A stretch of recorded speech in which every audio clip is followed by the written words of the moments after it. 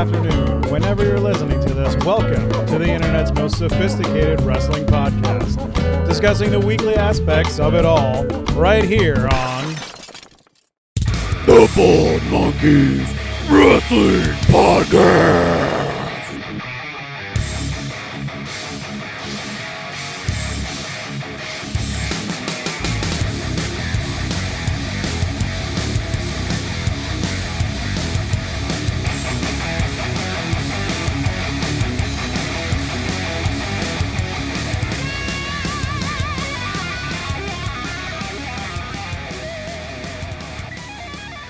You know, I sometimes, and this is just sometimes, I have the urge to ask you guys if when that theme is playing, you're playing air guitar with it, but then I remember you guys can't actually hear it. Nope, not even a little bit. I am playing air guitar. That's how good my air guitar is. It's silent. Oh, the silent air guitar? Well, that theme song just plays in my head like all the time. Oh, yeah. You know, especially the elevator music portion. So, welcome everybody to the Bald Monkeys Wrestling Podcast. We're recording on a Monday night because we wanted to, as a group, watch Wrestlemania together. And may I say, fun ass time watching Wrestlemania with everybody. It was good stuff. The conversations were not actually WrestleMania. I mean, sometimes they were. There's a little bit. Yeah, a little bit of WrestleMania with some other stuff too. But it was just nice to be able to see other people physically in this world of quarantine. So it was a fun time. I think it was a good couple of nights of just ragging on each other for a while. Yeah, it was good. Well, so, you know, usually with this podcast, we like to just kind of free flow and we talk about this and we talk about that, but it's the podcast after WrestleMania. And if you remember correctly, for those of you who listen to every episode, we did not make official picks for WrestleMania because shows were taped and things could get, leaked and stuff like that. But we did make picks amongst ourselves before most of those matches happened. And Chuck, do you have the results of the Pick Fest for WrestleMania 2020? Official results. the unofficial official results of WrestleMania 2020 has the champion who has been tied for many weeks in a row now completely blowing everyone out of the water and taking it all to his own. He is the one, the only, the boss, Stephen Hill. Thank you. Man, With a whopping 13 correct picks. that's crazy. 13. Yes. I wouldn't have guessed I got 13 right. Right, if you would have bet money on it. Whew. And who had the least amount? Well, of the people that chose all of the matches, that would have been myself with 8. Although not Nakamura did not pick the 3 added matches, nor did he put his input in for the matches that got switched around. But he had 7.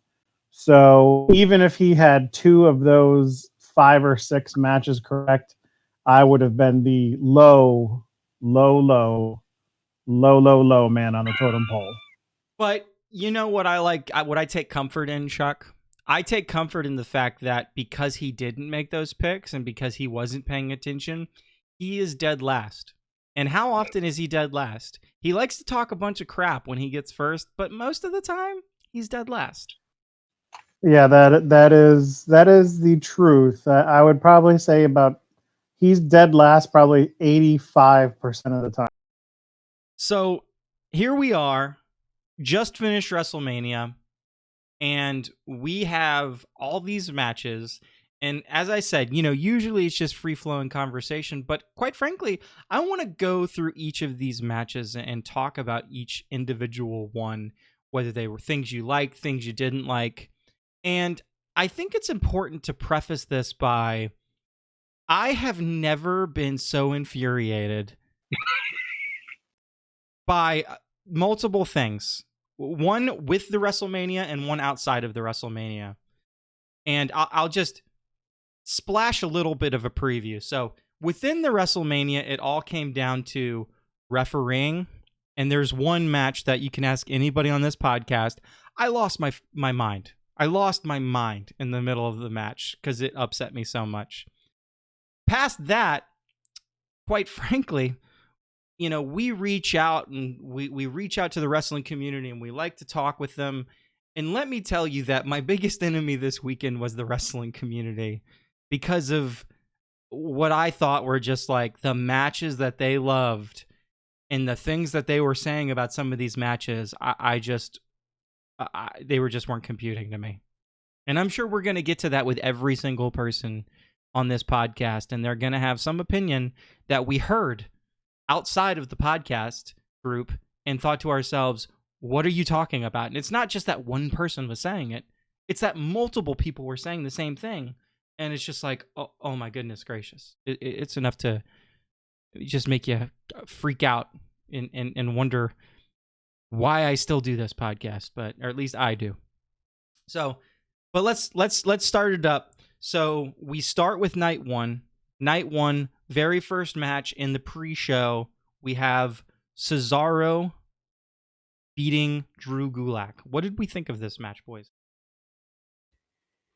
It was good. It was a good starting match. I mean, Gulak and Cesaro, two guys I like. I don't think it was a great match. I think why I even say it was good was because I like Cesaro, I like Gulak, and they did a spot where he did a spinning pinwheel helicopter, whatever you want to call it, without actually holding Gulak with his hands and just literally just spinning with him on his shoulders, which takes incredible balance and strength. So that spot alone made it a good pre-show match. Nothing special, nothing underwhelming, nothing overwhelming, pretty much average, par for the course. And you don't hear a lot about it either. What about you, Chuckles? What did you think? I was pretty much going to say, like, I 100% agree with exactly everything that Chris just said. Like, it was a solid match. It, was a good pre-show match, but there was no, there was nothing to it that really made me go, oh my God. And there was nothing that made me go, oh my God. So, it I think it did what it was supposed to do. It kind of got you ready for, what the rest of the night, was going to be. And in that case, for night one, that was pretty much it was just even keel, mediocre the whole night for me. But we'll get to all the matches. Yeah, I kind of feel let down by it, honestly. I mean, yes, it was the pre-show, but the two of them can do so much better than what they did in this match. And y'all saying it was good, but it wasn't nothing, great or nothing like that. At the best, I would give it a C minus. I couldn't. I was very let down by the amount of talent that was in the match and what could have been. They could have, especially with how the rest of night one went. It could have been the best match of the night, and it ended up not being. So, yeah. Yeah, I kind of agree. What I would call it is I would call it a painfully average match with one cool spot. That spot that Chris was talking about was very cool. That did not save it from mediocrity, though. So, pre-show matches being mediocre, it's not the most upsetting thing in the world. It happens all the time. But, again, Cesaro's good. Gulak is good. They probably, if given more time, they probably could have done something a lot better. And I think that the pre-show match, and we'll get to it, but the pre-show match in comparison to the next day's pre-show match, it makes it look even worse. So now we roll into the very first match of WrestleMania, and that is the Kabuki Warriors versus Alexa Bliss and the one, the only, I like to call her Lepracross, the Leprechaun Nikki Cross. What do we think of this? What do we think about this one, boys? I would like to defer my time to the Captain Chuckles of the group. I mean, for a title that hadn't been used in who knows how long. Now all of a sudden we bring back this little bit of a rivalry that we had between, the four of them. I mean, great. I mean, hopefully this builds to something else happening with the women's tag team, belts and the whole storyline and everything. I mean, I think we talked about it while we were watching it. It may be looking like they're taking the Kabuki Warriors, separating them for a little bit, and getting Asuka and Kairi Sane to be more of what I would say traditionally are as being singles competitors, and possibly getting them back to that part of their characters. And I mean, even tonight, I think it was the first match on Raw. We saw Asuka against Liv Morgan. I think was the first one. So right there, first night after WrestleMania, one of them is getting right back into the singles competitor area. It was a whatever match again. Like Leper Cross did her Leper Cross body, and it was leper boring, and Leper won the match, and that was about it. Oh my! I feel like we could do that for a whole podcast. By the way, I honestly, yeah, I honestly feel bad for Asuka and Kairi Sane a little bit, because like I I really like them as individuals and a tag team, and I think they do nice things together. I just feel like the whole women's tag team, and we've talked about it before, tag teams in general in WWE just get pushed to the side and get misused, and there's no story, and like things just kind of happen. And again, that's kind of like I feel what happened here. Hey, let's see where they go post Mania from here. yeah, my biggest issue with this is we're all sitting there and we're watching it, and that was kind of a common theme with the group, that everybody was like, well, it's maybe better to have it on Alexa Bliss and Nikki Cross because they might do some like start to push that story with them. Well, has there been any signs in the past that they have had any interest in pushing any women's tag team matches at all? And I would say that that's a big fat no. While I really like Kairi Sane as a singles wrestler, and I really like Asuka as a singles wrestler. The problem is you are having them lose to a tag team that I just don't believe in. And from a story perspective, Drink, I don't know that I don't believe in it. And in watching them, it's just like the biggest problem that Leprechauns has had for the longest time is she's just not believable as like a force of, that can just win a match for you. It just, I just don't buy it, and I'm not saying like Kairi Sane's pretty small, but I just feel like she's a little bit more believable. She just does stuff in the ring that makes you believe in her. Same with Alexa Bliss. Alexa Bliss is pretty small, but you can believe in her. I like Nikki Cross a lot better when she was in NXT, and when she had like the whole, crazy unhinged Nikki Cross. Like, even though it's like pretty much the same exact wrestler, just that for me, just that little bit of a tweak in how her character is portrayed kind of changes the thought process in my head of how I feel she is as a wrestler. It sounds really weird, but it's just like just a little thing like that could just change it one way or the other. Yeah. And again, for me, then, painfully average match, kind of predictable finish. I don't know. Do you other guys want to add anything? Yeah, it was a waste of a tag title match. That's all I got. So waste of a title. They've totally buried it. You need to relaunch the titles somehow, or just get rid of them for a while and maybe give them a mid-card title instead. There's just no interest in the tag titles, period. The only good thing that came out of this is we're gonna get to see Asuka be singles, and same with Kairi Sane. But I take issue with the opening match of Raw tonight. I think that made no sense. But what are you gonna do? Welcome to the world of taped Raws. So I haven't even looked at Raw tonight so far. I was not very intrigued with it. we'll get to it on night 2 when we talk about WrestleMania. I'll save my time for that.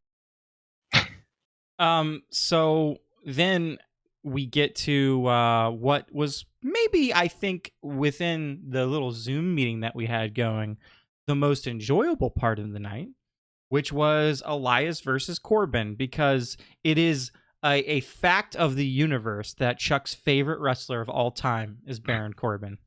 All hell. 100%. All hail. Bend the On knee. bended knee. Yep, on like the Boys to Men on bended knee. Yep. There you go.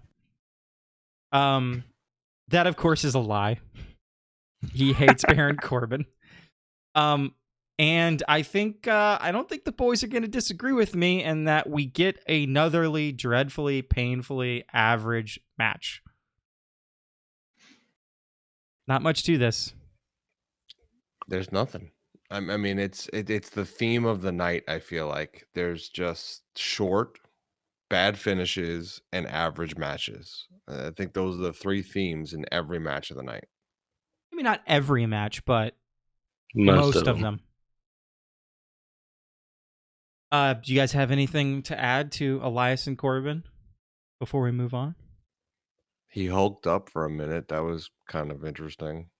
Yeah, kind of Ripped off weird. his shirt. Yeah, and he had Hulk colors. Yeah, kind of weird. Yeah. I don't know. Elias needs to be a heel. Elias and Corbin to me isn't a good feud because I think Elias is a better heel and I think Corbin's a great heel. So I think they need to just split those 2 apart and let them go be heels and put over other guys. I don't think either one of them are being used very properly. So Yeah. Well, moving on. If one thing has been made clear by Big Baby Jimmy, myself, on this podcast, it is that I do not like the way that WWE books one of our next wrestlers, and that is Becky Lynch versus Shayna Baszler. And it's Becky Lynch beating Shayna Baszler.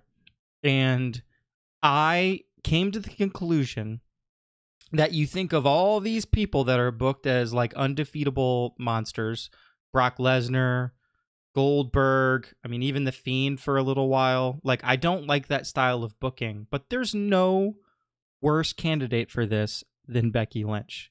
The unbeatable Becky Lynch. And for me personally, not only was this a very uninteresting match with a very, very bad finish, it was the wrong move. It was the wrong move to let Becky Lynch win this match. But that is 100% my opinion.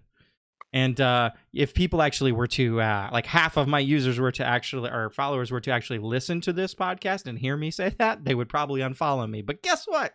I don't need you to follow me if you're going to be that dead set on a wrestler that's not even that good. I mean, we're talking about the prime wrestler in the women's division. That wrestler is Charlotte Flair, which we will get to. 100% Charlotte Flair. Becky Lynch isn't even number 2. Yet she gets pushed to the moon. Why? Because a lot of people love her. And I'm just never going to understand that. But I'll let the rest of the time be your guys's. I get people love her. I've liked her before she had the man gimmick. She's not the best in the ring, but she's definitely not the worst. Charlotte's probably the most athletic. I don't know if I would say she's the best. She has good matches with people. She's got chemistry. I'm a huge Becky fan. She doesn't need the belt at this point. It's been way too long. The only reason I see her still having the belt is because they're really setting up for when Ronda comes back for Ronda Ronda's going to get the Brock treatment where he came in and took out Kofi in no time. And I think Ronda's going to come in and take out Becky in no time. And it's going to be a waste of the whole run, and it was just dumb. And the fact that the ending of this match got the Samoa Joe AJ Styles finish with the you roll over in the chokehold, and the person looks kind of surprised that they got their shoulders pinned was recycled and annoying to me. This was probably one of my least favorite matches of night one, and I don't even feel bad about that. Yeah, it was a weird finish, and I mean, I picked Baszler to win in our unofficial official picks. I think Chris was the only one that actually picked Becky Lynch to retain. My bigger critique slash annoyance of this particular match was the way that the portrayed beast, the unbeatable, the destroyer, the eater of worlds, whatever term you want to use for Shayna Baszler, literally cowered away and cried up the ramp like someone stole her freaking cookie. Yeah. And then again, I'll just switch over to what happened on Raw tonight. Apparently, afterwards they showed this interview they had with her, and she's just staring at the ground, and she then stares at the TV and says the thrill of victory and the agony of defeat. I'm like, dude, I don't believe you now. Like your whole persona right now completely done. Like done. Your story is crap. Your whole lead up to this is crap. After that crap ending and the way that you walked out of WrestleMania, you're crap. I don't even want to see you anymore. Get off my damn TV. Damn. So I don't think I'm where Chuck is as far as Shayna Baszler goes. Usually people aren't. I'm still okay with Shayna. I don't blame Shayna for bad writing and bad storytelling. I can't even say her name right, so I can't blame her for nothing. Yeah, Blazer. So my issue with this entire match is the ending that everyone keeps referencing, and I wasn't even going back to the recycled version that Steven was talking about. I was going back to Shayna Baszler lost this way to Kairi Sane at TakeOver when Kairi Sane won the belt for the first time. So it's been so recycled that it's been recycled on the same person. So the idea that they couldn't think of a more interesting finish for Becky Lynch was kind of lazy. And I think that's my biggest frustration. Such a hyped match, two hyped wrestlers, and that's the best interesting finish you can put into it. I hope they have something else planned because that was an ultimate letdown for a women's title match. And Yeah. yet, The women's title match last year at WrestleMania kind of was lackluster like that too at the end. Like Becky 2 for won, 2. and it was like, really? the masses talk about liking the match. Why? Because Becky won. That's the only reason. It was the same treatment I guess John Cena got, because most of the masses that like them are kids, and most of the masses who like Becky Lynch, I mean, she's attractive. You got to give her that, but that's really all she's got going for her right now. She's funny from time to time, but for the most part, her gimmick is getting stale because they're not giving it nothing. They build these feuds and make it sound good, and then the ending's just shit. And it's just because they're buying their time for Ronda, and it's old now. She should have dropped it a long time ago. She could have chased it. Baszler could have had the belt. They should have let her win it at Elimination Chamber and had Becky versus her at Mania. And if Becky won, then Ronda came out. Like, you could have did so many different things where she should have dropped the belt by now, but no. Yeah. Well, that's that match. We then get Sami Zayn versus Daniel Bryan. Sami Zayn is the victor. Personally, I don't even remember this match. Like, I'm trying to Yeah, think now, and I that's the literally don't even problem. remember it. that's the problem. It was It kind was of the a big boot. forgettable. It was the The big like, boot that they the called the Helluva Helluva kick Yeah. version. Yeah. It wasn't a very good or interesting finish based on who Daniel Bryan is as a character, in my opinion. It was one of those things where I was kind of surprised that he took a 3 count to that. Past that, it felt like they were building this match up to tell a story, and it started pretty well with Zayn playing the heel and constantly running out of the ring. But eventually, it's like they just rushed the back half of this match, and because they didn't have the time to tell the story in its full drink, then you basically had a match that was sadly like a lot of the other matches, which I'll call painfully average.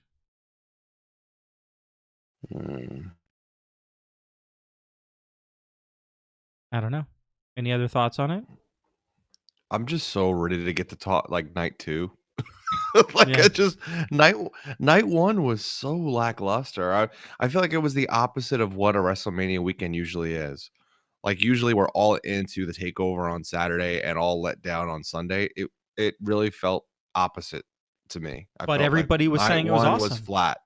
Night 1 was flat. I'm sorry, it just was. We're gonna continue to go through these matches, and there'll be little points here and there that I'll be like, "Oh, that was a good spot. Oh, that was a good spot. Well, that was well done." But it really wasn't as a whole night.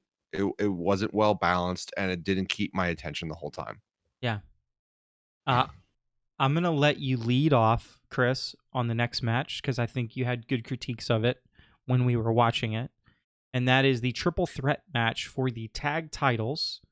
And it was Morrison versus Kingston versus Jimmy Uso. Yeah, an interesting concept because at first I was kind of thinking it was dumb, and I just kept like just ignoring it and saying this is just why are we even deciding a tag belt with singles wrestlers? But I think I asked the group, I said, has it ever been done? Have we ever decided tag belts with singles wrestling? So I don't think to any of our knowledge we remember this ever happening. So okay, that's interesting. That's different. Now the match itself, there was decent spots. They were taking pretty good bumps. There was definitely some cool stuff that Morrison did, some cool stuff that Kingston did, even Jimmy. They all put their bodies on the line, just like a normal ladder match would be. I think the issue was, and I'll get to the main point I think that Jimmy was alluding to, but the issue was the crowd not being there and the other wrestlers not being there gives it a couple of problems. The first problem with the crowd not being there is I don't think you get the big reaction of the big spots. So you don't get the oohs, the ahs, the oh my's, like just the fact that you can sense the tension when they're doing these big moves off the ladder. Secondly, without the other wrestlers there, and it's just 3 guys setting each other up for moves, it is slow. It is kind of drawn out. It seems like it's taking forever for them to set up the next spot, where normally what happens is they're setting up a spot and you're not even seeing it happen because you're watching the spot before it happening because there's 3 other guys wrestling over there. So making it a singles ladder match is it's kind of rough that way. Let's jump to the end. The ending at first, I think everybody was freaking out about because that was dumb. I actually think the ending was kind of really inventive and kind of really good. They just misexecuted it. When Morrison went up there with the 2 of them and they all pulled down those belts, it should have been very fluid the way they all kind of grabbed at it, tugged at it, decided that they all held it at the same time and tried to get it from each other. But Morrison should have grabbed the 2 belts within the next 2 seconds, pulled back. They should have pulled up, and that's when Morrison should have fell back with the belts to the ladder. The issue was they looked around for like, I don't know, what was it, a good 10 seconds, 15 seconds of them holding that thing that held the belts up and I just think, looking at each other like not know what to do. yeah, I think the taking off of that thing hurt it more than anything. Like they didn't need to take it off of the hook. And when they I was took it not, off of the hook, it was but like I'm this fine with that. really slow, awkward. I mean, That's the issue. That's yeah, the amount of time it took after yeah. they took it off the hook. If they do it in good rhythm where they take it off the hook and literally 2 seconds later you look at each other, Morrison looks at them. They pull up. Morrison pulls back, and he has the 2 belts in his hands as he falls back. It's beautiful. It looks amazing. I've never seen it before. It would have been great, but they just timed it wrong. And again, weird match for them to even have a tag belt up on the line, but they did what they could with it. I think it was probably, of the matches we talked about so far, the best one we've seen. Yes, at this point, it's definitely the best one we've seen. Yeah, 100% agree. That this one was this one is like, other than Shayna Baszler walking out crying, this is the one I actually remember. And the ending almost seemed like 3 kids reaching for a toy and trying to pull it from one another. I didn't like the ending. I think Chris's version would have been so much better. And again, it's sad that 4 schmucks sitting at their house on laptops recording a podcast that 3 people listen to can come up with better writing than people that are actually getting paid to do this. True. I don't know if I should be offended at that or not, but okay. Can't be No, offended at the truth. No, you do not be offended at all. Randy Schmucklack is a good guy. He supports the Schmuck name and everything, so we're good. It had tons of potential, and it just seemed sloppy. And for how much, like, maybe they didn't have as much time as the others to fix it because of everything with the Miz. But I feel like they picked the more athletic of each team to throw into this and didn't deliver at all. And that's just me wanting so much more out of it, knowing how Kofi is, knowing how either one of the Usos are, knowing how Morrison is. Like, their physical abilities and what they can do in that kind of a situation should have been so much more. And it just wasn't. It was like off pace.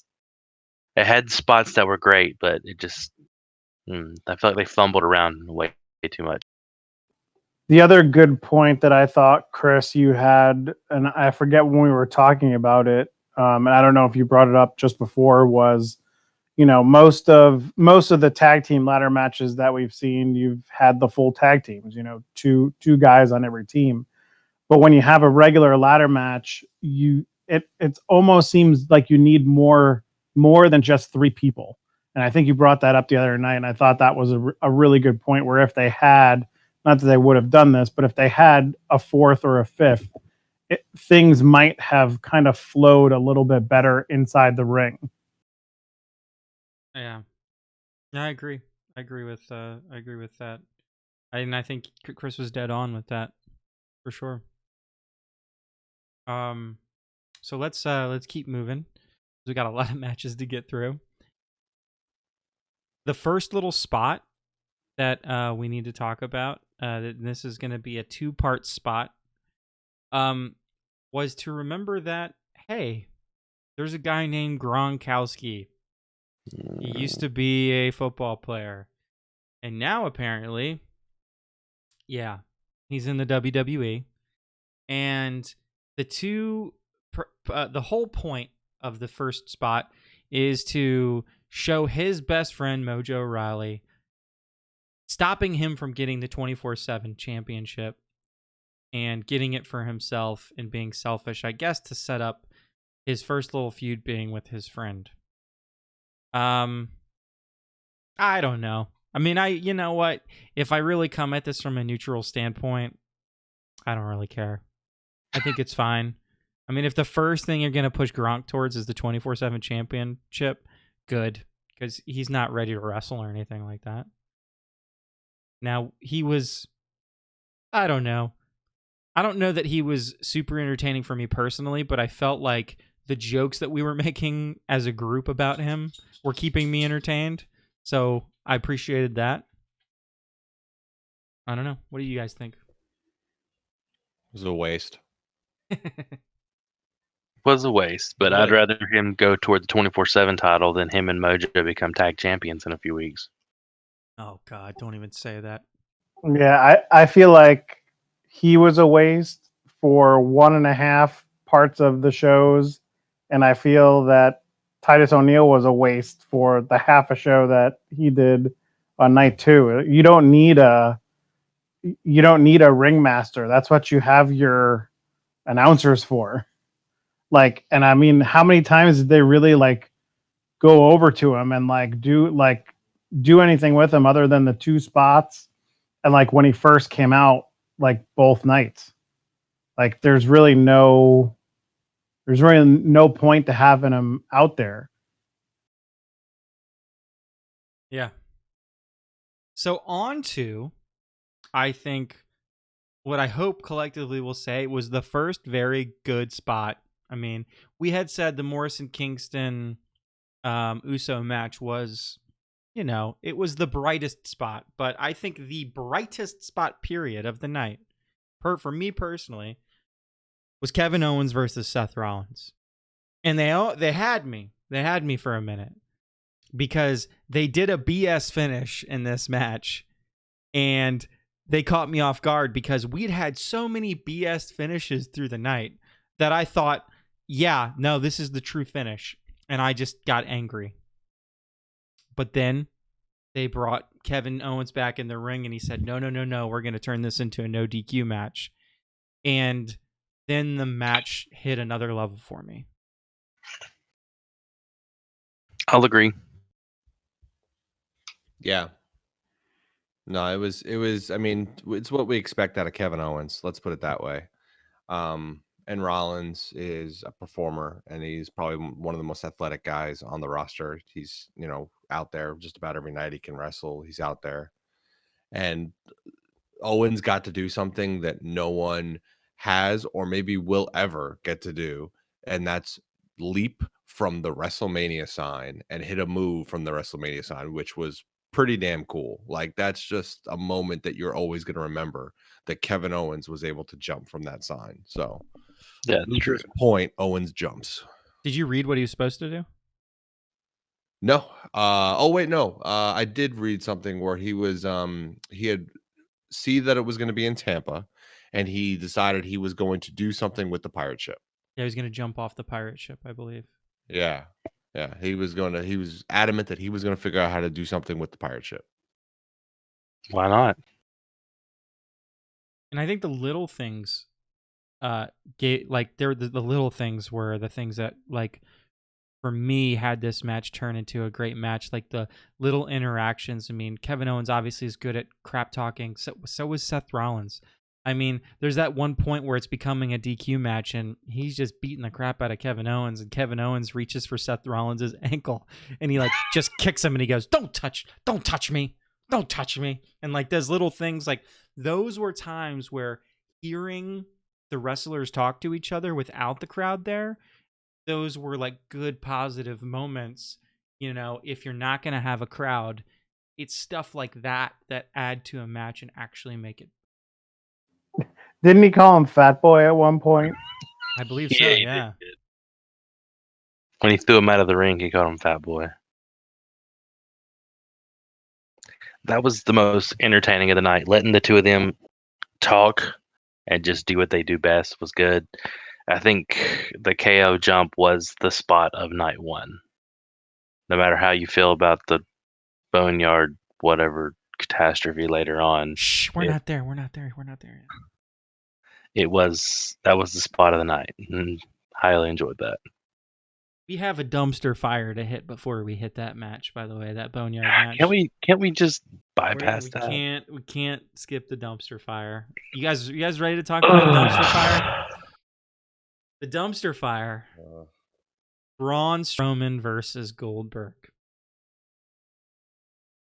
I am so over this type of match.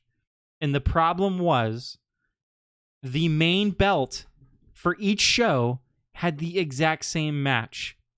And quite frankly, I found them equally horrible. The only thing that puts one above another is that I like the wrestlers a little bit more of one than I do the other. I didn't know you liked Strowman and Goldberg that much. Yeah, that's not the ones I'm talking about. That was good. It was rough, man. It's but what did we expect? I mean, that's what it comes like. There was two things that we thought maybe they were gonna let Goldberg win another match because he's obviously gonna have to win with a spear because he's not gonna be able to suplex him. Or as I didn't say jackhammer, he's not gonna be able to suplex him. And then once How Strowman dare started you? slamming him, you knew that Goldberg was useless to do anything else. But Goldberg couldn't even sell the move. Did you guys notice that? He kept getting up. Yep. Like he wouldn't even sell Strowman's power slam. He doesn't know how to wrestle.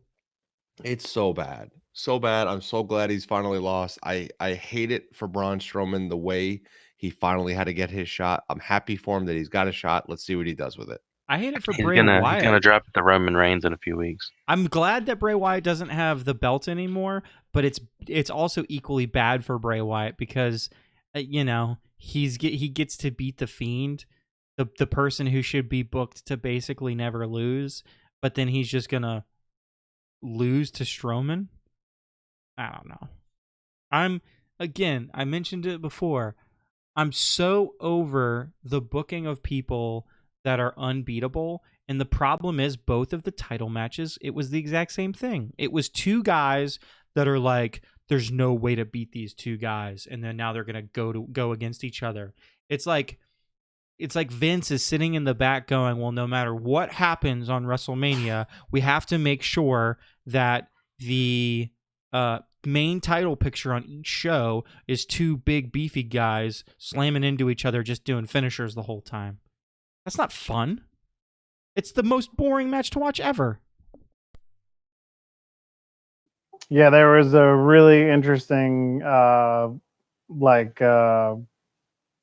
of info card that somebody put up on Twitter today, and it was comparing the two title matches that they had at WWE versus I think two of the last title matches they had in New Japan, and they broke it down by like how many grapples they had, how many strikes, how many kickouts, how many pins they attempted. And it's like you see the stats from both of the championship matches in WWE, and it's like one grapple for Goldberg, two pin attempts, four finishers, two finishers, and like that's it. And the other and McIntyre Lesnar was like almost the same thing. And I think it was like Okada and somebody else. You look at their things, and it's like 47 grapples to like 58 grapples and 13 pin attempts. And it's just crazy how there's no wrestling when it comes to the heavyweight titles in WWE, and there's so much wrestling, not just in New Japan, but in other ones for like the heavyweight titles. I mean, it's such a stark contrast that you're like, wow, the heavyweight titles mean almost nothing in WWE. True. You have any more Sad. any more to say about the dumpster fire before we move on to It'll be interesting to see where they go from here. I mean, I being a investigative type of guy, I'd like to know like how they just chose Braun Strowman when I think all of us would agree that there was at least one other person that WWE has that would have made a match way more interesting to watch, no matter what the outcome might have been. But it would be interesting to see why they chose Jinder Mahal? Strowman. Yes. Sure. Why they chose Strowman, and now where does it go from here? Because he didn't keep that IC belt too long, so he's probably not going to keep this belt too long, I have a feeling. well, now we come to a match that a lot of people are early calling the match of the year. Okay, I'm gonna stop you out there. I do some production stuff for like churches and stuff like that, and I've done little this and that. They bragged about how long they took to film this. Isn't that right, Chuck? You found that online? Like they were tweeting I about? found it. It was 8 hours. Jimmy did. Yeah, 8 I'm hours. sorry. Jimmy felt. The flow of it if you had 8 hours of dedicated time to do all this, your production team should be fired because it was sloppy at certain points and the flow wasn't good and parts were predictable. And I'm very disappointed that they were going to sit there and brag about how long they had to do this. And it should have been so much better for the amount of money and resources they have to throw at things. I don't see how anybody's considering this match of the anything. It wasn't really a match.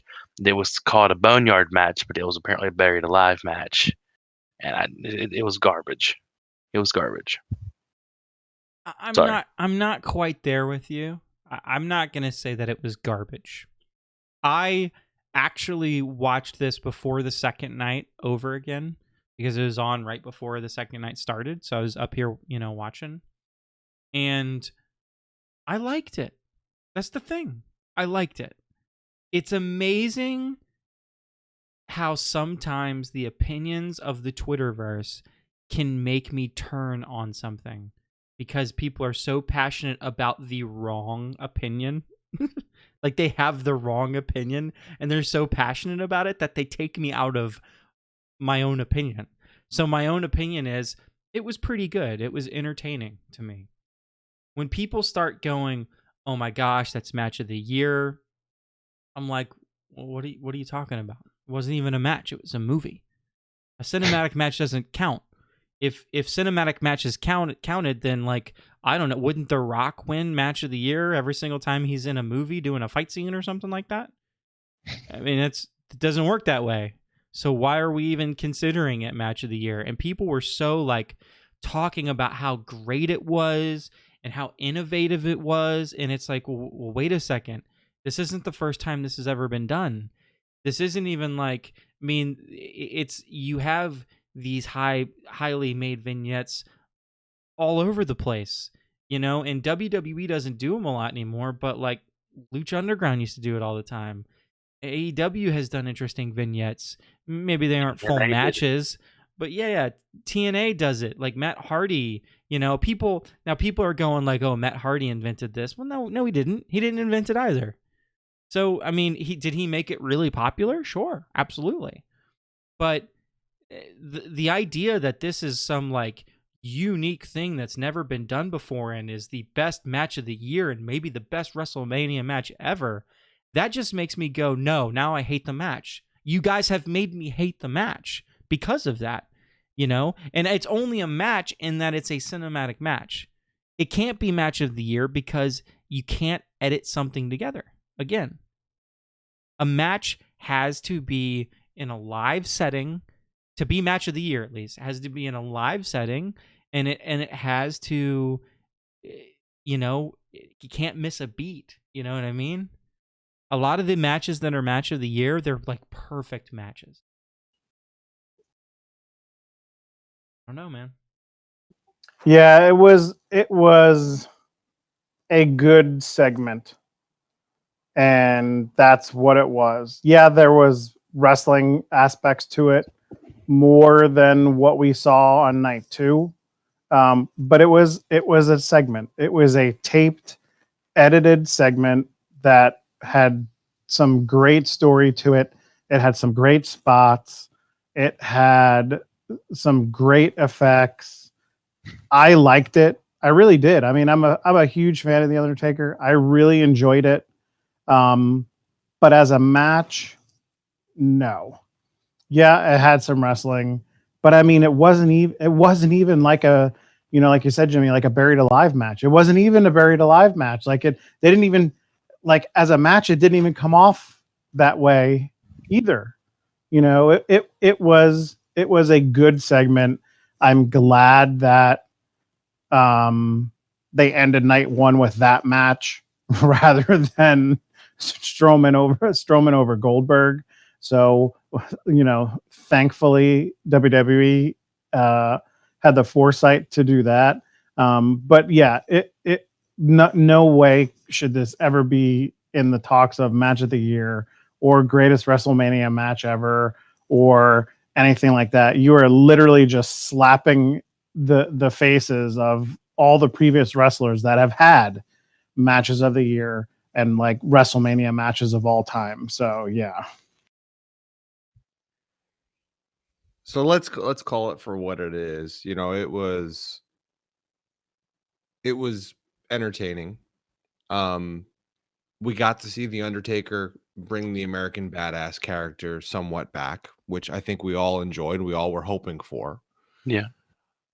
But I think the major point that Steven brought up and layered into what Jimmy and Chuck were just talking about, a match is one time through. You don't get to redo anything, and you need to be nearly perfect to really be calling yourself match of the year. This was an 8 to 9 hour production, movie, clip, whatever. They had plenty of time to reshoot stuff, plenty of time to they had time to make it look perfect, and it didn't look perfect. I No. mean, there was random, like, leaves of, like, you knew where they were. They were somewhere in Florida, but they were no longer in a boneyard when they went through that building. All of a sudden, there was, like, all these shrubs of, like, almost like palm trees or something. Like, guys, you couldn't put up a wall or something? Like, you couldn't black out the plant life or something?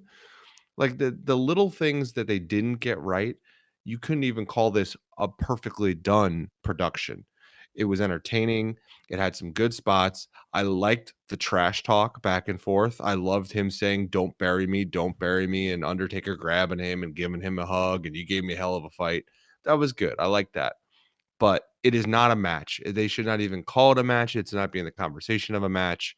Matches, guys don't get second shots. Guys don't get third, fourth, fifth takes to get something perfect. They don't get to try out different moves. They don't get to try out different quotes or trash talk. They just do it. They flow with it. They have rhythm. They build this chemistry with a guy and they get over. And that's what a match of the year is. And that was not what we watched at the end of night one.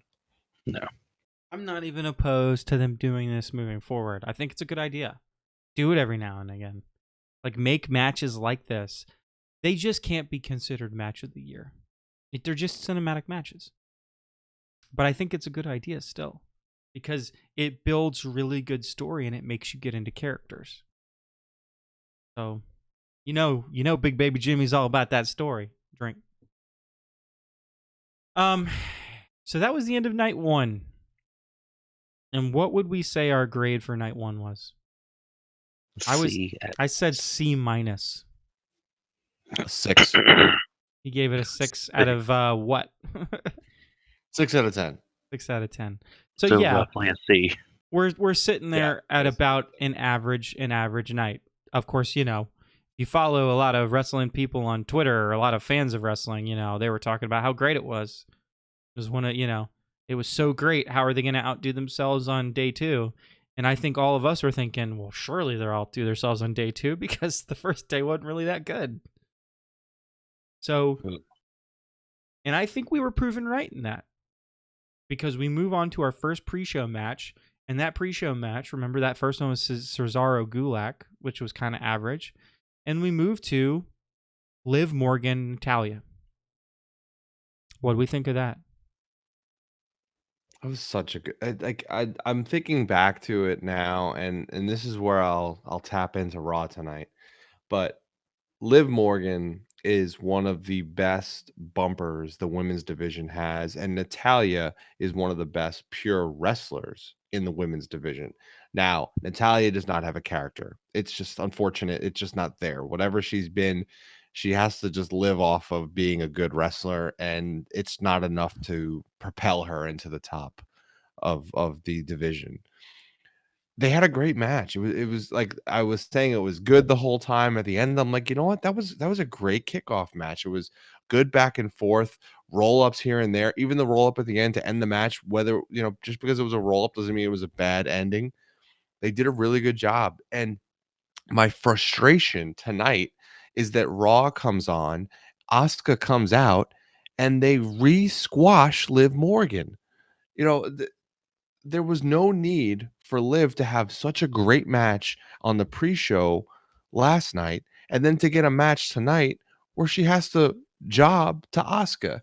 Now, she still looked pretty strong. She looked good because I'm still taking that momentum she had from last night. But I just think, again, they just keep using this character the wrong way. But ultimately, the pre-show match as a standalone, I think it was a really good start tonight too, and we had a lot of good momentum going into the actual show.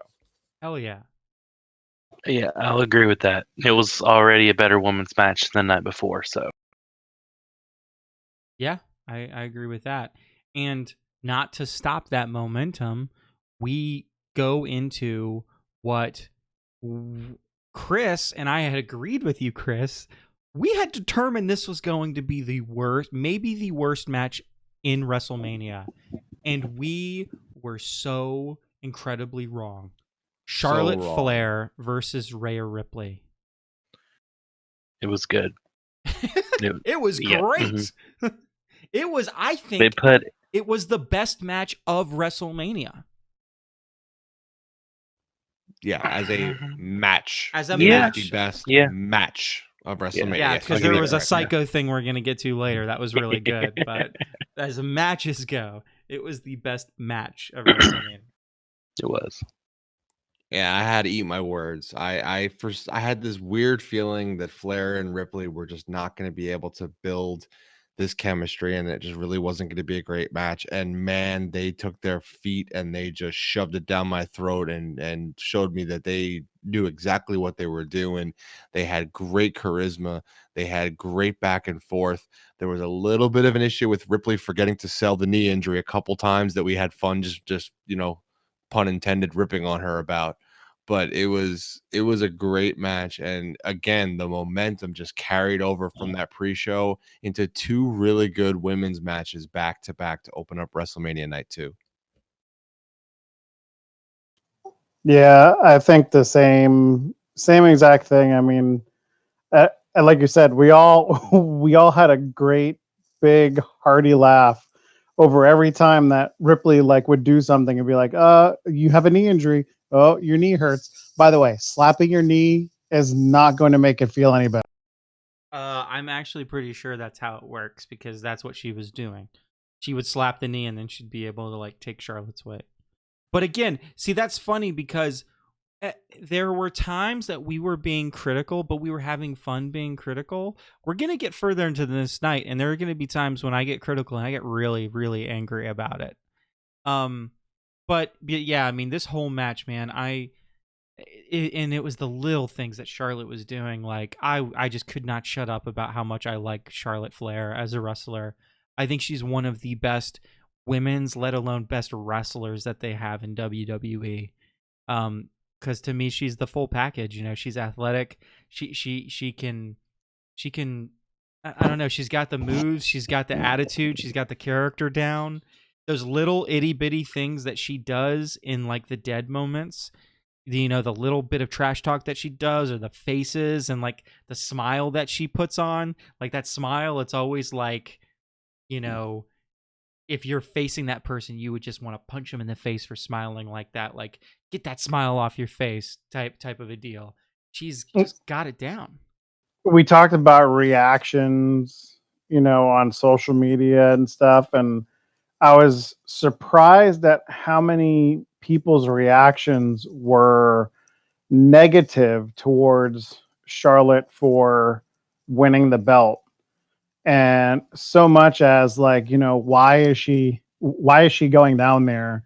It's the wrong person to have the NXT Women's Championship belt on. And I mean, as much as I would have liked to have seen Ripley kind of continue with the belt to see, what she could have done, and maybe her title reign was maybe perhaps a little bit too short. I think Chris hit the nail on the head when we were talking about it that night. This is going to open up Charlotte and so many other people that are good wrestlers down in NXT to have some pretty damn good matches, going forward in the next couple of months or however long she's going to be down there. Well, I viewed it as a karma thing, personally. Because all those people that were so stoked that Becky won, even though we felt it was the wrong move, Ripley lost and everybody freaked out. But again, I think it was the right move. So we were at least 50-50 with, the way that we were kind of booking things to a certain extent. And hey, you know what? All those people on Twitter that are so upset that Ripley lost, you're just wrong. You're just wrong. Here's the issue. I don't know that people realized it, but Rhea Ripley was coming down in a downward trajectory. She was not going up.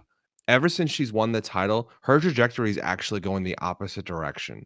She needed a restart, and this is a perfect way to get her a restart. Knock her back down the mountain and let her have to climb back up. I think it's perfect for her. Rhea Ripley's going to be fine. She's great. We all love her, but it was the perfect time to knock her down so that she could get that momentum back that she had when she was first going after the belt. They were in danger of turning her into Becky Lynch. And I actually think maybe the NXT writers know that. Well, I just hope that Ripley stays down in NXT because I think it would be a great story for Charlotte to have these great matchups with the other members of NXT, but eventually Ripley gets her chance back. Maybe even Ripley puts herself into this ladder match to get another shot at Charlotte, just to put another swerve into it and to put another layer into the feud that could be Charlotte and Ripley that could go on for a whole year. Would you guys be against Ripley versus Charlotte next year at WrestleMania? Like the second. Just as long as they don't fight each other too much. They No, just but need to do it make sure they again, don't right? fight. Does Yeah, that- I'm fine. They just don't fight each other too much. Does Because that mean Ripley wins the Rumble, or does she get like a legitimate match against her next? I mean, I think her winning the Rumble is a perfectly good way for her to climb back up and get that title shot, where maybe Charlotte keeps giving other people on NXT title shots and other people on other brands title shots, but not Ripley, and Ripley has to go win the Rumble to get her shot. Sure. Two things. One, I didn't like Rhea Ripley's gear. I don't know what I that hated it. Yeah. was all about. Like, Hated it. completely goes against like her whole persona before this. And two, you guys bringing up about, if this goes on for, could go on for a year, another match at WrestleMania next year, possibly. Whatever happened to number one contender matches? You used to have, you always had a number one contenders match to see who was going to go up against the champion. And I feel like they don't really happen that much anymore. It's going to happen. That ladder match that's exactly what the ladder match is. But yeah, in NXT. But NXT, they seem to do all the things that we like, while the main card seems to avoid it. I don't know. Now it's time for my favorite match. Yeah, it's the Black Lashley match. Yep, the Black Lashley match. I don't have much to say about this match. Average. Predictable. Nice way to finally break up Lashley and Lana. Or working hopefully. towards it for it, yeah. Yeah. So other than that, yeah, nothing much else to say. It was nice to see Black kick Lashley in the face. Yeah, agreed. And again, on Raw tonight, Lashley and Lana had a little bit of a interaction where he kind of just, I think, said like 2 words to her and just walked away from her. So hopefully we get down to the severing of the ties of Lana and Lashley. You have any thoughts, Steven? I have no thoughts on this match. It was, you knew Aleister Black was going to win in the end. I don't feel like it needed to be on WrestleMania. It could have very well just have been a Raw match. Next match was one that had a good bit of story leading up to this drink. And that is the Otis versus Dolph Ziggler match. I love seeing a fat man get the girl. That's all I have to say. The wrestling was a little lackluster, but I think the story kind of, drove it home. I love watching Dolph work. Dolph's always good. He can make anybody look good. I think he did. Made, like you said, it was a little parts of it were a little lackluster when it came to the wrestling, but Ziggler made it to the point where it was at. Because if he wasn't in there, it was just Otis in a singles match. It would have been a train wreck. This is another one of those I didn't think needed to be on WrestleMania. It was just a filler match, I feel like, which I guess is obvious for that part in the card. But it was entertaining. Like I said, Ziggler's fun to watch. He takes bumps better than anybody. They let him trash talk some. It was good. Don't know if I'm happy or sad about the destruction of Fire and Desire. They were a Oh, they'll be back together. pretty decent tag team. And, the tag team, we're talking about them doing stuff with the tag team division, and all of a sudden they broke up one of their tag teams. So maybe to Chris's point, maybe we should just shelve those tag belts and just forget about it. Maybe this gives, them chances to go for the singles titles. Maybe not Mandy so much. No, but I think Sonya's she tapped into something for me last night that I think if they can push her the right way and should I think she should continue to stick with Ziggler. There's something there that I think Ziggler always does better when he has that valet that kind of builds that heel to him. And eventually I think that could put Sonya over and she's the better wrestler of the two. Yes. Man, did you guys go back and or even just see a clip of her getting slapped? Like the slap, I think legitimately smoked her in the nose. Like she's got a big nose as it is Yeah. already, but I think she legitimately got whacked in the nose pretty good, and she took a pretty good shot from Mandy Rose there. And then to your point, Steven Ziggler, who works better than him in the ring right now, man? He puts everybody over. He is so the second incarnation of Shawn Michaels. It's great. It's great to Yeah. see a guy working that hard. And Otis is fun. Ziggler worked hard, and I think the dark horse in this match is going to be, can Sonya Deville take this new persona and turn it into something long term, because they need a little bit more in the women's division right now on the main card, and she might be it.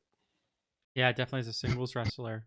And we've always been big fans of Sonya's for sure. And Chris, what she tapped into was your childhood love for China. That's what she tapped I into. love China.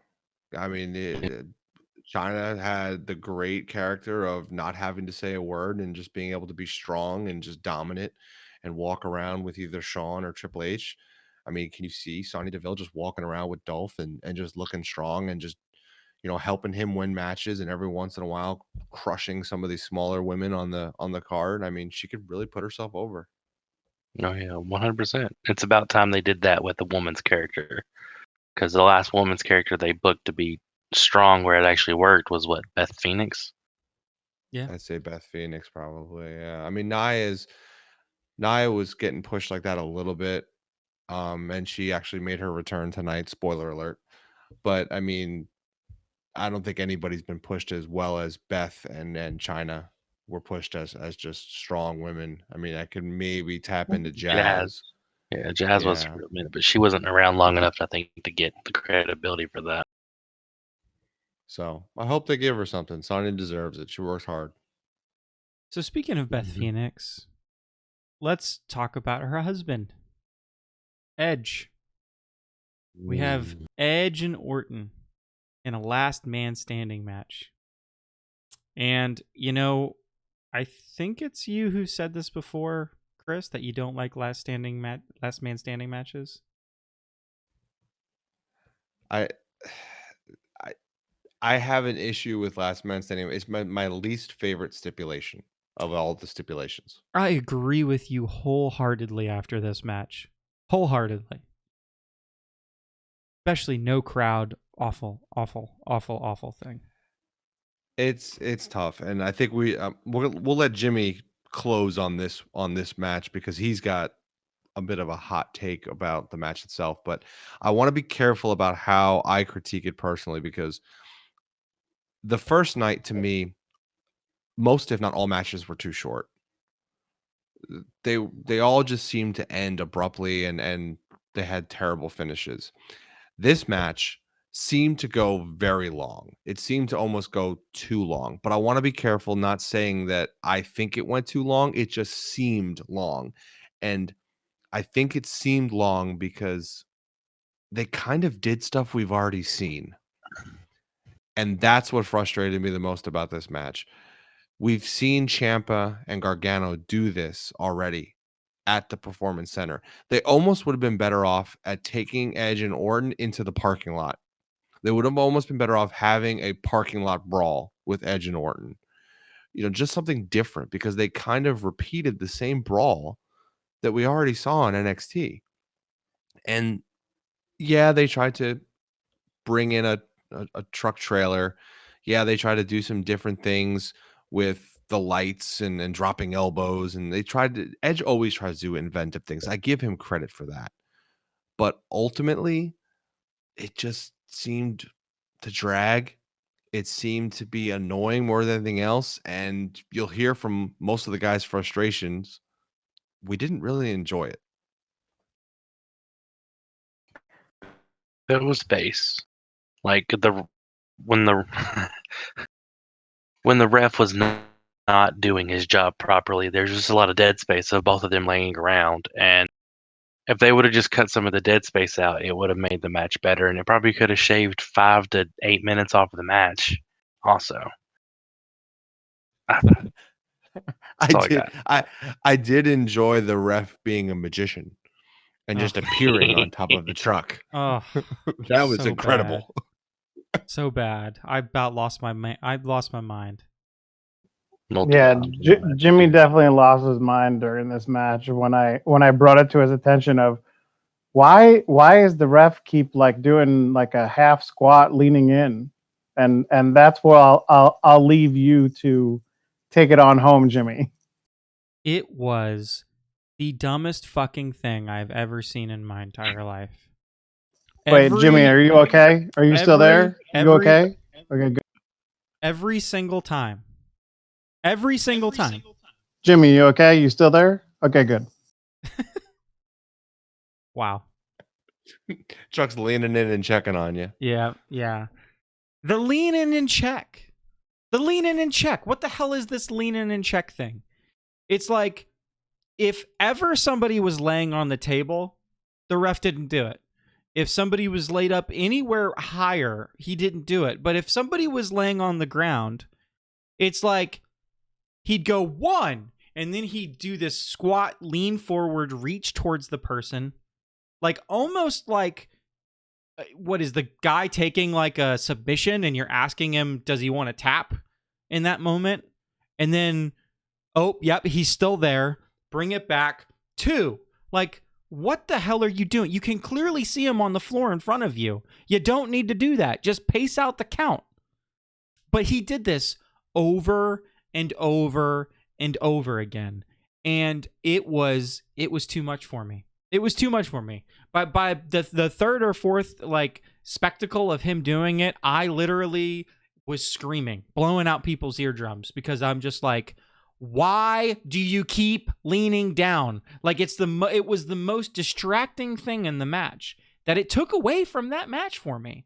It took away a lot. The ref just constantly took away. And the worst thing was the thing that Chris already said, was that after the ref has been doing this over and over and over again, and I'm all heated up, Edge decides that he's going to go on top of the trailer, which was an NXT trailer, by the way, which was just made it worse and reminding us that Gargano and Ciampa had already done this, because, okay. But so he's up there, and Orton's down on a pickup truck, and he's just sitting there, and it's time for Orton's like, okay, I'm going to go up there.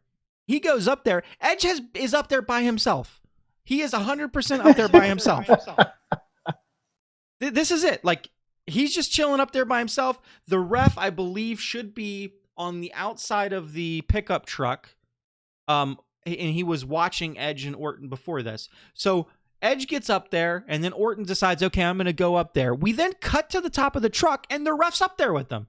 It's like, well, there's only one way onto that truck. We did not see him climb up, so that means he can teleport to the top of a truck, or he has bionic legs and he can jump onto the top of the truck all of a sudden. I mean, I remember watching the Zoom and everybody reacted, but me and Chris lost our fucking minds when we saw the ref up there. We lost our minds. I mean, I was very animated about this.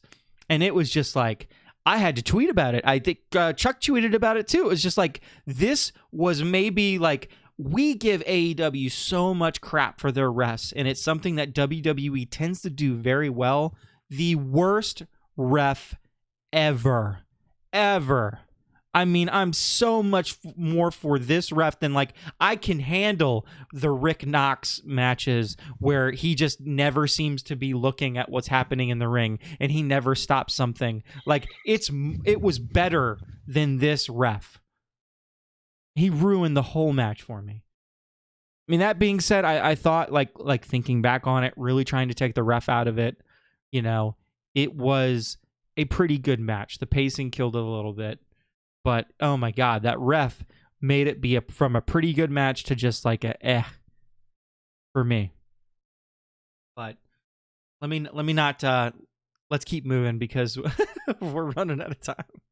So then we go to a segment where basically they come out with the 24/7 title and Mojo Rawley's got it and he's being chased by a million people.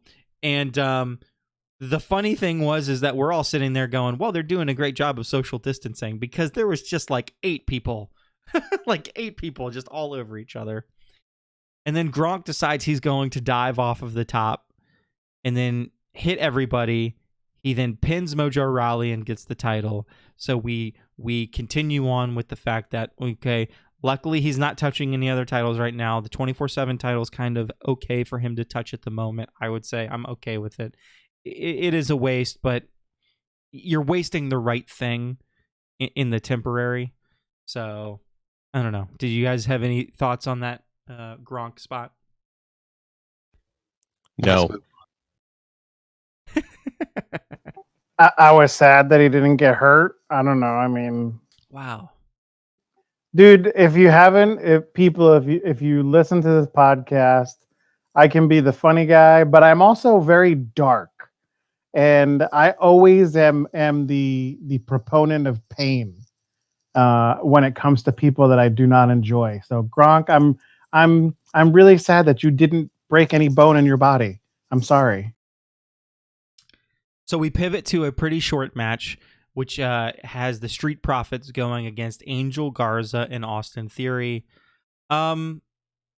For me, not much to this match. I mean, good for Garza getting his WrestleMania moment, I guess, if you call it a WrestleMania. Good for Theory getting his WrestleMania moment.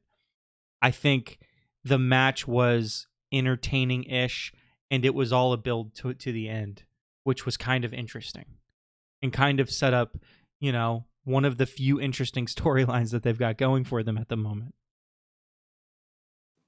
And it was so interesting and entertaining that they did it again tonight on Raw. Not once, but twice. They repeated the same storyline for the people that didn't watch it? No, Chuck. Not once, not twice, but three times on Raw tonight. They actually had a rematch with the Street Profits and Garza and Theory, which turned into a single match with Bianca Belair and what's her name? Zelina Vega. Thank you, Zelina Vega. I don't know why that lost my. And then after they had a singles match, it turned into a, yes, you guessed it, 3-on-3 mixed tag match. That's how they opened up Raw. It literally took like 45 minutes. Well, I guess they need some way to tape, and those are the people that are interested in doing wrestling during this time. I don't know. I have one take on this match. So I think Theory is great. I think he was the wrong guy to put with Garza. Probably. I think this was the perfect time to put Humberto Carrillo with Garza, to put him in Zelina Vega's faction, to start building towards that faction.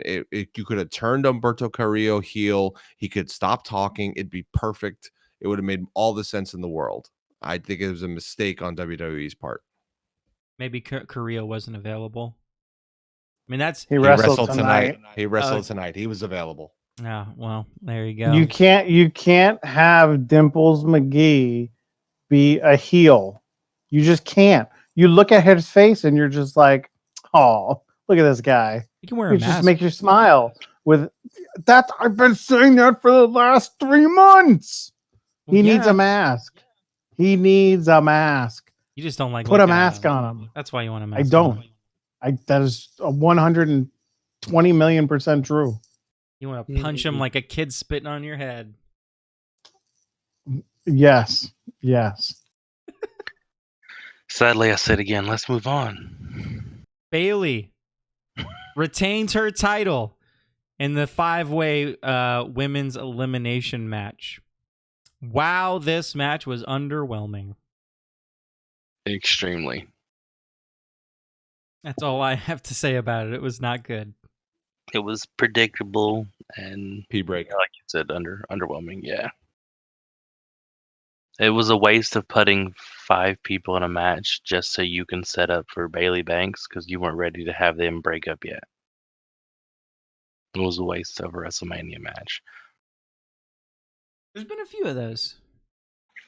About 70% of the card. But how about maybe the greatest WrestleMania moment of the weekend? Are you ready for that, boys? Because all of a sudden, they're going to have a match, and out comes John Cena to face The Fiend. And much like the Boneyard match, only even worse, this was not really a match. This was a psychotic dream in the best way possible. This was amazing. And that's how they should do production. Not that Boneyard crap. This was amazing. So we have The Fiend, and it's time for him and John Cena to fight. And he starts doing verbatim the speech that Kurt Angle did when we first saw John Cena in the WWE. And out comes current day John Cena, not wearing the exact same color trunks, but wearing like a pair of, orange and blue trunks that are very, very close to the original thing. And at this point, I think every single one of us had shut up and we were just watching because we were just fascinated by it. Like, oh my God, this is incredible. And what was there, like 3 different dream sequences in here where they played John Cena as being Hollywood Hogan and they played John Cena as being Word Life. And then we had normal John Cena and, obviously, as I mentioned, Prototype. ruthless aggression. I mean, they had everything. It checked every single box. And it's interesting to me that a whole different type of fan on Twitter was crapping all over this. And for no good, this is where I disagree in the opposite direction. This was spectacular. Now, just like the Boneyard match, like it wasn't a great match. It was a great segment. It was a great vignette. A wonderful moment. There was no real match to it. It was like basically that John Cena just got finished. But other than that, I mean, what was to hate about it? What do you guys think? I can't say nothing negative about it. I loved every bit of it.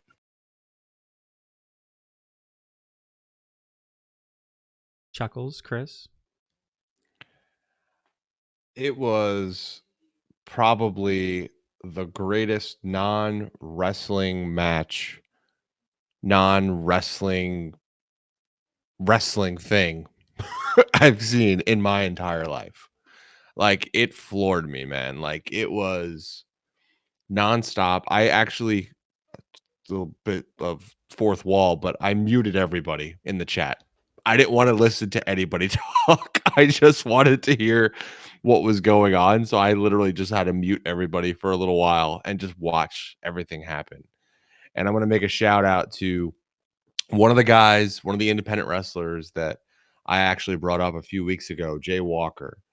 He has a great layering of tweets out there if you go follow him, and he talks about every section of that match, air quotes, and he talks about every moment in Cena's career and in Bray Wyatt's career that they are using in that, and how it translates. It's an amazing read. He does an amazing job verbatim just explaining the whole thing from the prototype all the way to John having the chance to put Bray Wyatt over, and all he had to do was hit him with a chair, but he couldn't do it because that was too heelish and he didn't want to go that far, and he couldn't do it, and he couldn't put Bray over, and that's how he basically ended the Bray Wyatt and buried the Bray Wyatt. And now, after all these years, Bray Wyatt has reinvented himself and evolved, and Cena now has to relive that moment where he basically gives in to the Fiend and the Fiend destroys him finally. Just amazing stuff. I want to know What love is. every person that's involved in the writing of that. I want to know. I want to know everybody that's involved in writing that storyline. I believe it was Bruce Pritchard and Bray Wyatt, and a little bit of layering and editing by John Cena for the better, from what I understand. So you can give all the credit to Bray himself, Bruce Pritchard, who I think we all can agree has done some of the best stuff WWE has ever put out there. And John Cena, you have to give him credit because he played himself as a parody perfectly Yeah. that entire way through. He did the one thing Hogan never would. Which is probably why they touched on Hogan. Exactly. What do you think about it, Chuckles? I thought it was phenomenal. I mean, for all the crap that we give the writers in WWE, like just in that one segment, they like completely, well, no, not completely, but almost completely redeemed themselves. I mean, it was shot, I thought, so good. It was the story throughout the whole entire piece just flowed very well. I mean, kudos to Bray Wyatt. Huge kudos to John Cena for, like, you know, doing something that not a lot of, you know, super stars in WWE have done at times. And I mean, it was great. It was the best part of the entire weekend for me. Even though it wasn't even really a match. I mean, you know, it was awesome. And I hope that, like, I was thinking about it and I was like, man, I wonder, like, if going forward, like when we see Bray and when we see his Mr. Rogers character or we see the Fiend, like, could, like, each one of his things just be like in this Firefly Funhouse dimension where you don't know who you're gonna get. Like, could it be like Bray Wyatt from, you know, the Firefly Funhouse? Could it be the Fiend? Could it be Husky Harris? Could it be, you know, Bray with the Wyatt family? Like, just intermingling all of his characters, and you never know what kind of universe he might show up in that at that point in time. I think would be crazy. Yeah. And I think the last thing to touch on with this match is that after this this cinematic match had happened, yeah, John Cena's Instagram was just covered in Bray photos, which was a fun touch. So, but now we move on to the last match of WrestleMania weekend, and I felt like I was okay with this match, and then the more I've sat and thought about it, the more I don't like it. So I called the first version of this match the dumpster fire. I will call this fire in a trash can. And it is McIntyre versus Brock Lesnar. McIntyre wins. Another match of just a lot of finishers. Very uncompelling. The story's a little bit better. I'm not disappointed that McIntyre won. I like his character. I'm excited for him to wrestle other people. But I couldn't stand this match the more I thought about it. What do you guys think? Yeah, seen it coming. Really wasn't surprised at all. So, yeah, it is what it is. Yeah, I'm happy that Drew won, and watching the end of Raw and everything. I guess there was a match that happened after the last match, and not to ruin it for anybody, but some very large personality comes out and challenges Drew McIntyre, and I can tell you, in watching it, it had more wrestling than the actual Lesnar McIntyre match. I hate that Drew McIntyre had to win the title this way in front of no crowd. I just feel like he deserved more and better. I think that's my only issue with it. Other than that, I'm glad McIntyre's got the belt. I look forward to his title reign and see how he does. And we'll see where it go from here. Maybe Lesnar can go away for a little while. Maybe he can go to SmackDown and take out, Strowman. Steven, quickly before you go, because I know you're getting ready to go. Give me a hot take. Go, quick. Shitty production. WWE should not be responsible for shitty production, and that's all they had. AEW should be proud of their little mistakes after what WrestleMania was. For what WrestleMania should be, it was a laughingstock. Christopher. What do I? You got me. You got me hot taken. Is that what it is? All Yeah. right. So Any hot take you want, man. I think the moment of WrestleMania weekend was the fact that we have forgotten that there is a cruiserweight champion. We have ignored the cruiserweights through this epidemic that's going on in the world. And I think it's the wrong direction. We should be actually using these guys to put on good wrestling matches and showcasing them when you don't have the ability to do these amazing storylines. Let's just put good wrestling on TV and let's grab a couple of these cruiserweight guys. And there's plenty of cruiserweights that can wrestle anywhere from where they are. AEW proved it. You can show up at some guy's gym and tape a couple of good wrestling matches. So I think WWE needs to take a page from AEW and just figure out how to put more guys in the ring and have them wrestle. Chuckles. Oh man, I would say my hot take is WWE took a pile of crap that they were handed and they gave us a shit souffle.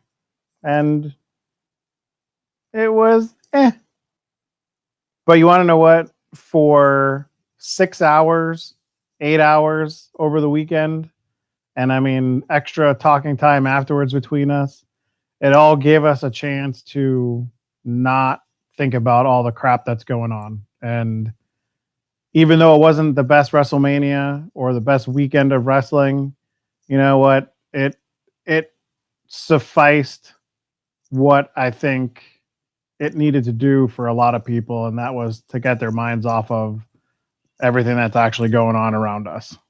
And thank you. Yeah, to Chuck's point, I want to jump. I don't want to. Sorry, but I want to jump in. To Chuck's point, you take WrestleMania off the title of what we watched over the weekend, and we are very happy wrestling fans Yes. from what we got to see for 2 nights. If you just make it wrestling showcase, WWE showcase weekend or something like that, like just take the name of WrestleMania off of it, and they did a hell of a job, and it was very entertaining. But you try to call it WrestleMania, and it's just not, guys. It's not. Yeah. And I think But go ahead. I do like the 2 nights of WrestleMania. I mean, as much as it's still a lot of wrestling, I think the 2 nights gives it a kind of a different feel. And I'm glad that they didn't do what we almost thought they were going to do before we started, with having one night be just Raw and one night be just SmackDown. So I actually like the 2 night WrestleMania aspect. Yeah, my hot take would be a couple things. I miss Takeover. There's a piece of me that wishes that I saw Takeover on Saturday. That being said, my only real take is that, this WrestleMania, I think to your guys' point, we watch a lot of wrestling, the group of us that do this podcast. So I feel it is important, and we've always done this with AEW, like when we compare it to WWE, say, we have to make sure that we compare everything to everything. And so that being said, if you listen to this podcast, you're going to think we have kind of a negative take on this WrestleMania, and I think that is fair. I think it's fair. I mean, I think if you put this WrestleMania up against all the WrestleManias that have ever happened, it's probably towards the top of the bottom third of all WrestleManias that have ever happened. I mean, there was a couple up spots, but other than that, it was a painfully average WrestleMania. And there's not much going on. And I get that there's a bunch of stuff going on, and people that would listen to this might get mad and they say, well, you have to consider what's going on, and these wrestlers are working their hearts out, and yada, yada, yada. Like, I'm not disputing that. But I still have to judge everything against everything. And, that leads us to the outcome that this WrestleMania, not that great. Some definitely up spots, but not that great. So, before you crucify us on Twitter for being so down on WrestleMania, you just need to understand it's kind of what we're supposed to do. We're supposed to be critical of stuff. And we're always critical of stuff on this podcast. So thank you, everybody, for listening to this episode. It's episode 53, I believe. 53. I'm leaning down to make sure you're still there. Are you still there, Love Jerry? it. Yeah, I'm Still still there? here. I'm still here. We hope you guys listen to us next week. We'll see what the week holds for wrestling over the next couple weeks, and it should be an interesting time. I always have a few topics up the sleeve, so if we get halfway through the week and it's looking kind of bleak, we'll throw in some nostalgia type conversations. So yeah, thank you, everybody, and we'll see you next week.